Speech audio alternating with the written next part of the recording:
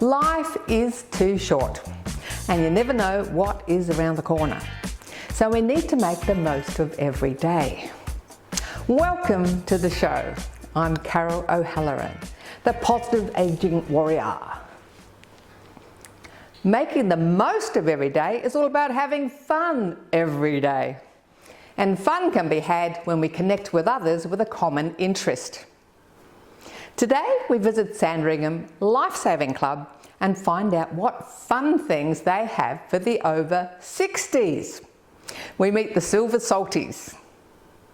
Please get on your feet if you can and join in the fun 5-minute fitness. We do have more serious topics on this show, and as we age there are a whole lot of new challenges for us to navigate. Challenges for ourselves and for our loved ones. Today we're going to learn about VAD, or Voluntary Assisted Dying. This is now available in most states of Australia.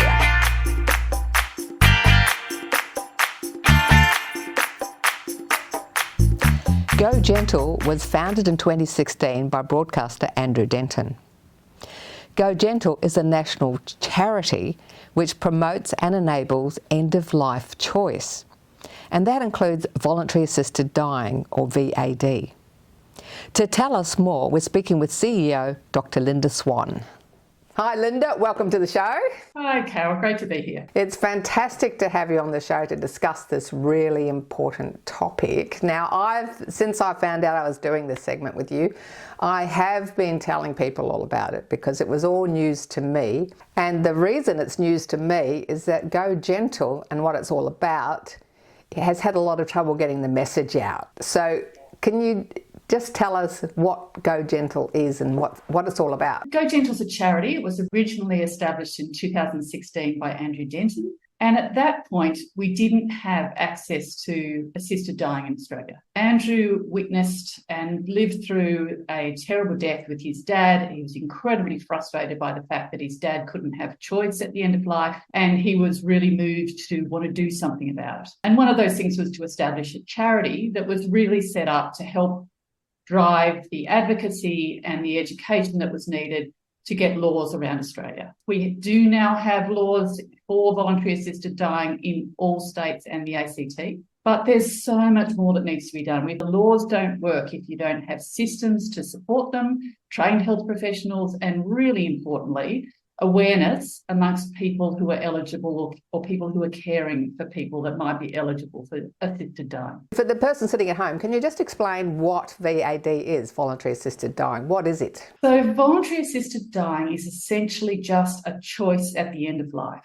And what it means is that if you have a condition or an illness that means that you're approaching the end of life and you are suffering intolerably, it gives you the right to ask for medical assistance to end your life. So it's really important to understand that it's only available to people who meet very strict criteria. There's really an enormous number of safeguards in place to make sure that only people who are eligible can get access to assisted dying, and you must be approaching the end of life, suffering, have full capacity, and be able to make your own choice about this is what you want at the end of life. So let's talk about some of the misconceptions. People get a bit confused about, the terms euthanasia and suicide and as opposed to voluntary assisted dying. Can you just talk us through that? When Australia went through the process of debating their laws, there was obviously a lot of discussion about what we would call it, and it was deliberately called voluntary assisted dying to make it very clear to people that it's voluntary. That is, it's an individual's choice, and it will always remain so throughout the process. It's assisted in that you get medical assistance to help you die, and it is for a dying person. You cannot get access unless you were approaching the end of life. So what about this word euthanasia? What's the difference between euthanasia and VAD? Euthanasia and assisted dying are used interchangeably in some places, but we've been very careful in Australia to differentiate between the two, because euthanasia historically has a context of other people ending someone's life. Voluntary assisted dying is really about the individual making a choice that that's what they want. And it's very much about empowering a person to decide how they'd like to live through the last months and weeks of their life. How does someone become eligible? Really, the first thing that people need to do is have a discussion with their family, their carers, or their caring healthcare professional, because it is a process that takes some time. And trying to work out whether you're eligible is hard as an individual. Really, there's quite a long process. You're better off just having a discussion with your health professional, and they can go through the steps and make sure that you qualify. But in simple terms, you need to understand that you will need to be, in most states, within 6 to 12 months of death. So it's very close to the end of life by the time you're eligible. That doesn't mean you can't have the conversation with your family or a healthcare professional before then. You could say 10 years before you're likely to die, well, this is what I'd like at the end of my life. So people around you know. And if there's one thing that we could do through these conversations that we're having, it is to encourage people to start to have those conversations, to start to talk. It's difficult, but it is far less difficult to have these conversations when people are well and everybody's in a relaxed frame of mind versus someone who's really at the very pointy end of life, and trying to make conversations and decisions about their care at that time can be fraught with emotion and complexity. Julie, thanks so much for sharing your story today. It's a very important story, and it's about your mum. Can you tell us, to kick off with, a bit about your mum, what kind of life she had? She had an amazing life. I think it would be true to say she squeezed every drop out of it, despite 2 rare forms of melanoma, ultimately, one of which claimed her eye. In 2011, she was 84. But she had a wonderful upbringing in the country, in Tasmania, and had a very special family who looked out for the needs of others. So she developed a strong sense of social justice as a little girl, which stayed with her for the rest of her life. She was busy in the community, in the local church, in the family business, and was a wonderful, supportive and encouraging mother. So she was a very fine example of a mother, a wife, and a woman doing what she wanted to do in life despite all sorts of adversity, but not letting things get in her way. So how did you find out about VAD? Because I know GPs weren't allowed to talk about voluntary assisted dying, so and they still aren't. I think that's changing. Yes. So you can't find out about things like that from the doctor. So how did you find out about it? I was talking to a friend of hers who's now 103. Wow. And Doreen said to me that she can remember Mum being passionate about euthanasia, as it was called. This is decades ago. Yes. No self-interest. She just felt that it was inhumane, that people suffered as they did, and that we treated animals better than we did humans. So Mum had broached the subject numerous times, but despite Googling and trying to find information, I wasn't successful in coming up with anything that was satisfactory for Mum. And she had threatened that if she got to a certain point and it was just too much, that she would actually stop eating. And she'd told all her specialists that that's what she would do. And I certainly, after Christmas 2023, I fully expected she wouldn't be here when I came back. But it was by sheer chance that we found out about VAD. A very dear friend was visiting a friend of hers with a terminal illness at Peter Mac in Melbourne. Mm-hmm. And she found out, that was a Sunday, that VAD was available through Peter Mac. I mean, your mother was 97, wasn't she? Yes, she was. And she had been struggling with really extreme health challenges. Wow, they were terrible, terrible. I remember saying, for anyone to come in here, see my mother, see what she's dealing with and say she's not eligible for VAD would be staggering, because it's not someone who's trying to get out of life. It's just a person who has wrung every drop out of life, but now it's not worth that wringing out process anymore. It's just too hard. It's all about compassion. Yes, yes. And we need to be humane. And if people don't agree with it, that's fine. But don't get in the way of other people who do. People who want to go with dignity. Yes.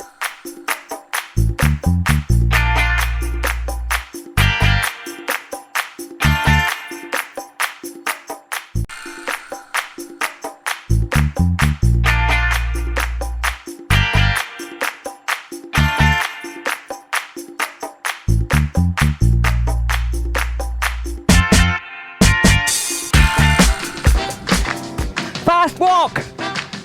I always think of Benny Hill when this one comes on. Little fast walks everywhere. That's it. A few more fast walks. All right, now we're going to do a go-go. Feet nice under the hips. Stable base.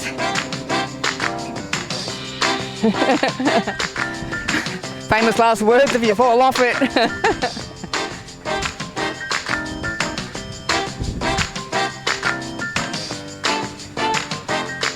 We're going to do 2 slow go-goes, 4 quick. Slow, slow, 1, 2, 3, 4. Slow, slow, slow, slow, 1, 2, 3, 4. Slow. Come on. Slow. Come on, you go-go gals and gals, guys and gals.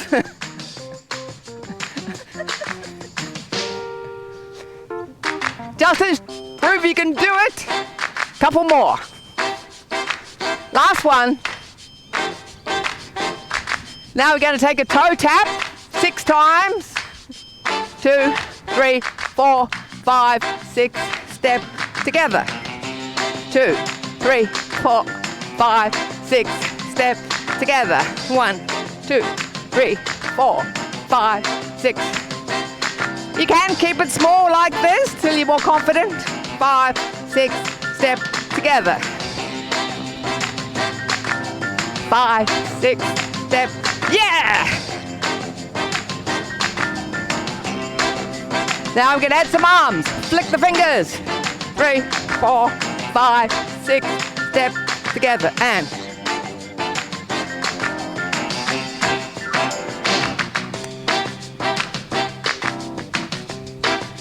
last one.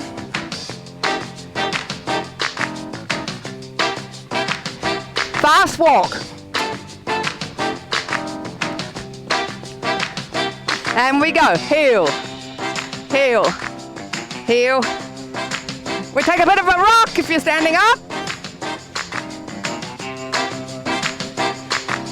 That's it. Looking groovy, baby.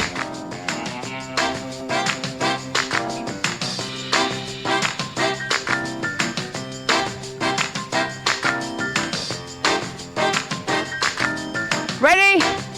Go, go! Slow, slow. Again.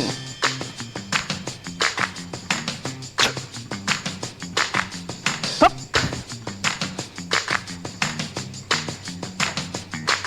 And again. 2 more. Last one. Ready? 6 taps. 5, 6, step together. 5, 6, step together. 3, 4, 5, 6, step. At the hand.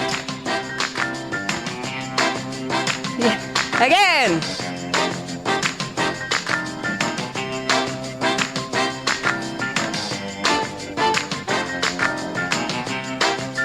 Two more. Last one. heel to the front. Add the arms when you're ready.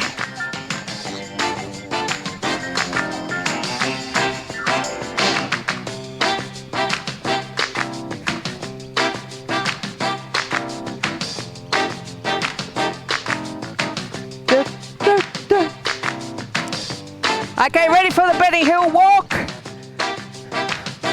Go!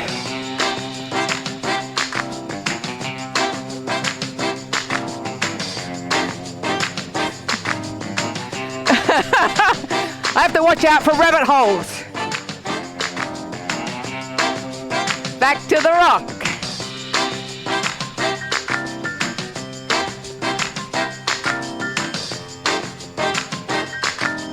Oh yeah, baby. Looking groovy, baby. Looking groovy, baby. 5 minutes a day.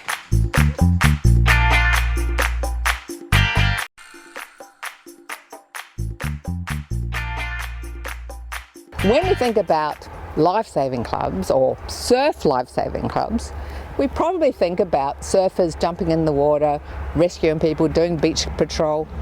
Or we might think about all those little nippers running around doing their fun beach activities. How many of us actually think about programs for us more mature at a life-saving club? Well, today we're with the president of the Sandringham Life-Saving Club, and she's going to tell us all about the programs for the over 60s. It's called the Silver Salties.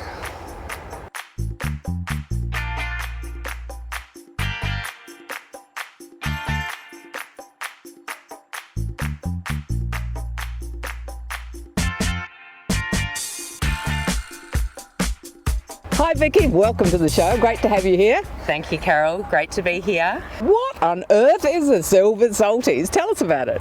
Silver Salties is a wonderful program that's been created by Surf Lifesaving Australia. So there are over 60 clubs around the country delivering this program. It's an active participation program for people aged 60 and above, but actually anyone over 18 can enjoy it. It's very inclusive and very welcoming. So what kind of programs do you actually do? Obviously we're in winter at the moment, so there's not a lot of swimming going on. No, well in summer we do have a Be Confident Swimming in the Bay program that helps people to build their confidence to swim in the open water. But all year round we do run yoga, tai chi, mat pilates and a strength and conditioning program. So would that be similar in other clubs? They have a different variety of activities in each club? Clubs all around the country are doing this wonderful program. There are over 3,500 participants nationwide at the 60 different clubs. It's very easy to find a club near you. You could just go to the Surf Lifesaving Australia website, sls.com.au, and look for the Silver Salty section, and there's lots of videos and interesting information there available for you to find out more about the program and to find a venue near you. What about if someone just wants to come and have a look and see what it's like first? Well, we do offer free programs as part of the seniors festivals and things like that, and we also do encourage people. Our program is a pay-as-you-go, so there's no membership required to participate in the classes. Now tell us more about this swimming with confidence, because there's probably a lot of people that used to swim when they were younger and they've just lost that confidence and that maybe not even confident enough to jump in the bay here. So we have a open water swimming coach who takes our classes in the warmer months, and the class sizes are between 5 and 10 people, and depending on the ability of the individuals, then they'll often spend time in the shallows, just, you know, confidence, breathing in the open water so that they're used to the waves and not being able to see the black line along the bottom of the pool. And it's a gradual thing, and he helps them with their stroke technique. It's not a learn to swim class as such, but it's a very supportive environment, and the participants in there are very supportive of one another as well. Now, what about volunteers? There's a lot of people watching today are like semi-retired or retired, Yes. and they maybe used to be involved with a lifesaving club in the past, or they're looking for volunteer opportunities. What sort of volunteers are you looking for? Oh, look, there's something for everyone in lifesaving.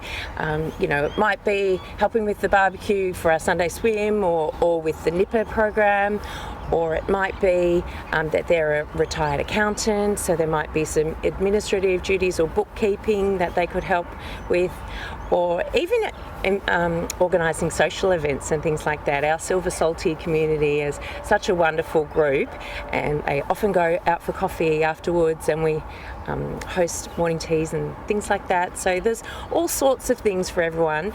Even people could undertake a radio controlling course, operating course, or they could do a first aid CPR course, and they can get involved in our patrolling community. You don't have to be a swimmer to be a volunteer in a lifesaving club. There are lots of different roles that people can get involved in.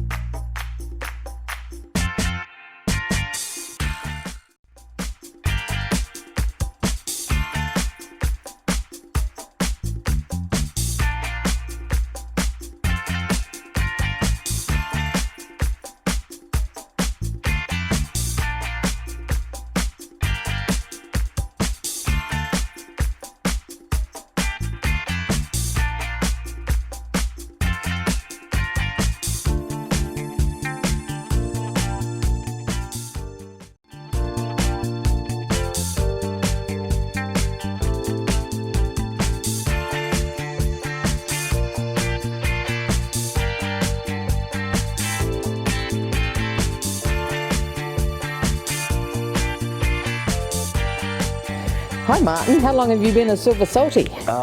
Just over 12 months. So what sort of benefits do you get from it? Well, it's a good way to start the week. Start the week with some fitness and clear the head. Yeah, no, it's really good, and it's terrific that it's supported by Surf Lifesaving and Bayside Council, I think. So you learnt the open water swimming when you were at this club in the last 12 months? Yeah, they ran a program on ocean swimming and the techniques you need to be able to swim, a fair distance without getting tired. It's just a different way of approaching swimming, a different technique that lets you stay out there longer. So what would you say to any blokes watching about why they should try yoga? It's that sort of strength building, core strength building idea that is really important to health and well-being, I think. Rather than, personally, I'd rather be here than at a gym, in a sort of anonymous antiseptic sort of environment. This is much more real, and you've got the ocean lapping at the door, and it's just a really good scene here, really good vibe. All right, look forward to seeing it. Thanks a lot, Martin. Okay, cheers.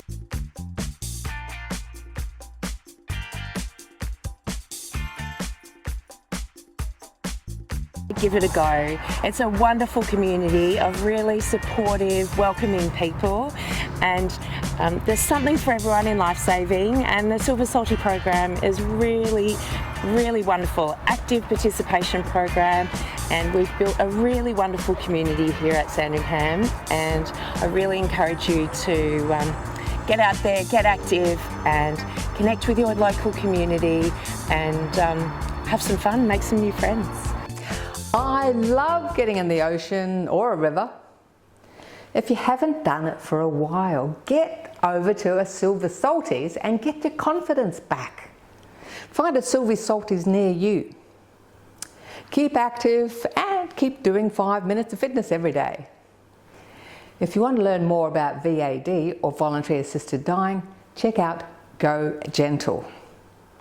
Guests on the show can be found on our website or contact them directly. Please join our community and subscribe on YouTube, Facebook and Insta.